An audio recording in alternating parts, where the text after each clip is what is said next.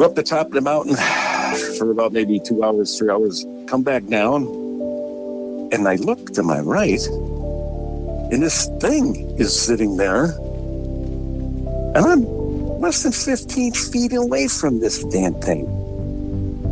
And I stop, and it's sitting upright like a person with its back to me.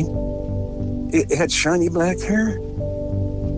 It had long arms, and the bend in the elbows, and the hair hanging off the elbows, and those super long legs, and then big long feet. And I'm looking at it, trying to rationalize, what the hell am I looking at?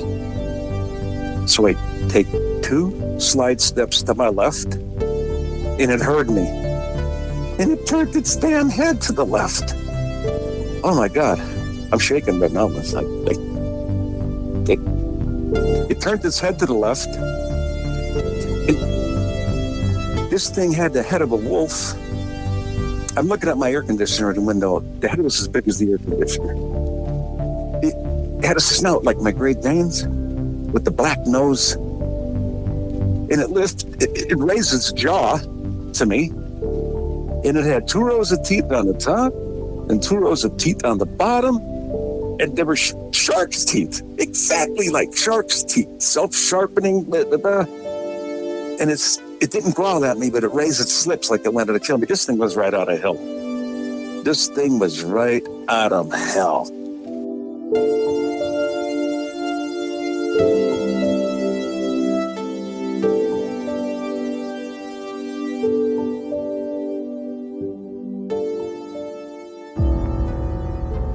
It looked like somebody was bent over and had their head in the window of the deer blind.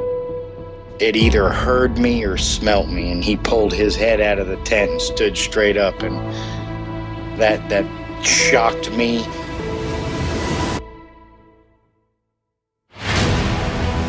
They don't make people that big.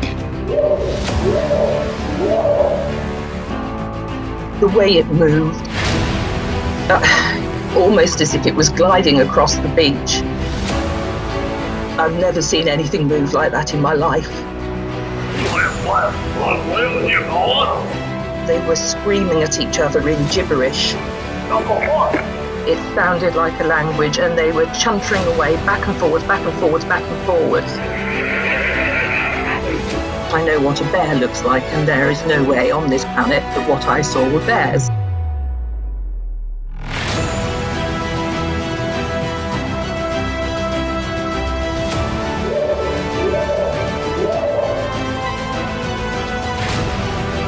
911, what are you reporting? Jesus Christ, you better... Sir? Gio! Hello? Get somebody out here. What's going on now, sir? That son of a bitch is about 6'9", I don't know. Do you see him now, sir? Yes, I'm looking right at him. Uh-oh.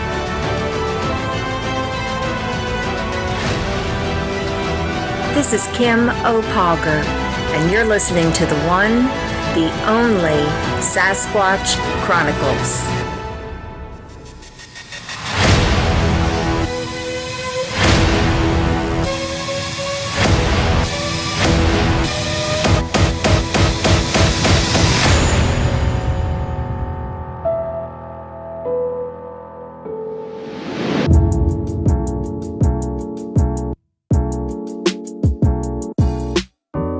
Welcome to the show, everyone. Thanks for being here tonight. Got a great show planned for you tonight. We're going to be chatting with Tom, and Tom comes to us from Pennsylvania. He has a very impressive military career. He was a Marine, and he has a very impressive law enforcement career. He retired as a law enforcement officer, and Tom was telling me when he bought this property, this mountain that he owns, no one wanted to own it. So he bought it because it was in the middle of nowhere, and he loved it. He loved being out there, and then this logging crew came through, started clear cutting some of the forest, and then bizarre things started happening on his property. And so I'm excited to have Tom on tonight and share what he ran into on his property. If you've had an encounter and you'd like to be on the show, shoot me an email. My email address is wes@sasquatchchronicles.com. Let's jump into it tonight. I want to welcome Tom to the show. Tom, thanks for coming on. Thank you for having me. Yeah, I really appreciate you being here, Tom. And, I did that intro there in the beginning with that dog man that you ran into. And I know there's been a lot of weird things that have happened on your property. If you would just kind of start from the beginning, how did all of this begin? And, what are some of the odd things that you've run into on your property? If you would kind of go through a timeline. The first thing that happened was I bought that piece of property on top of a mountain because nobody else wanted it. So I take my rifle across the road and I'm scouting for bear season. The trees, the leaves are off the trees. So I take a hike. We got 3 dams up here in my area in Moscow. The habitat, it's great habitat for these things. But anyway, so I'm walking the trail and I look to my right. I said, what the heck there's 5 bears. I thought there were bears at that time because I was only out of the military about a year and a half. And I didn't hear nothing about no Bigfoots or dogmans or anything like that. I was ignorant to the fact for years. And I'll tell you why. I only got one channel on television for 10 years and no cable, and there's still no cable. Yeah. So anyway, I eliminated TV because it wasn't any good, to watch. So I'm walking the trail and I look to my right in between the trees and I see 5 bears. 2 of them were standing up. One was on its 4s and the other 2 were pushing each other standing up. It was just strange. So I went on my merry way.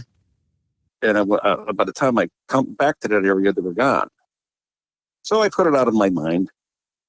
The next thing that happened was I went out in January after the hunting seasons were over.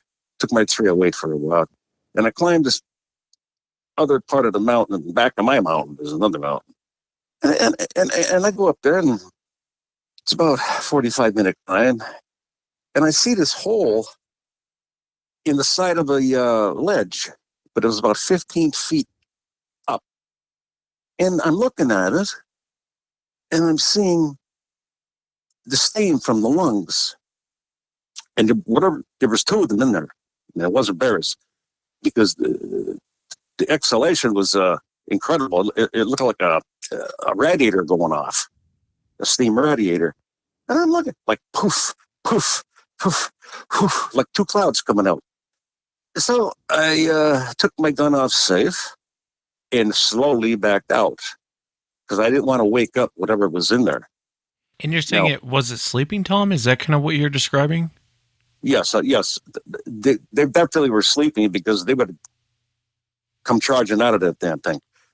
Now, it's 15 foot high, and the only way to get in there is like go around it from the top. And it's flat. There's no trail, no nothing. But whatever it was, I'm getting nervous just talking about it. Whatever was in there came in from the top of that big hole that was dug out. Okay, so I go back to my house and I'm puzzled again. Okay, no big deal. So I let that fade away in my mind. Now, on the lower level of my mountain, you could drive in. Okay, so I drove in, crossed 2 creeks. There was a beaver dam. I never seen any beavers in there. I see chewed up trees like they do. But I found this nest. And I'm thinking, they're intertwined. It was like, it was formed perfectly. Looked like sort of like an igloo, but the branches were pulled down, intertwined. And I'm thinking, is there kids down here? Maybe he built himself a fort. But when I got a close look at it, it couldn't have been children building this thing because it was too perfect. So I says, okay. So I drove past that, go into the pine.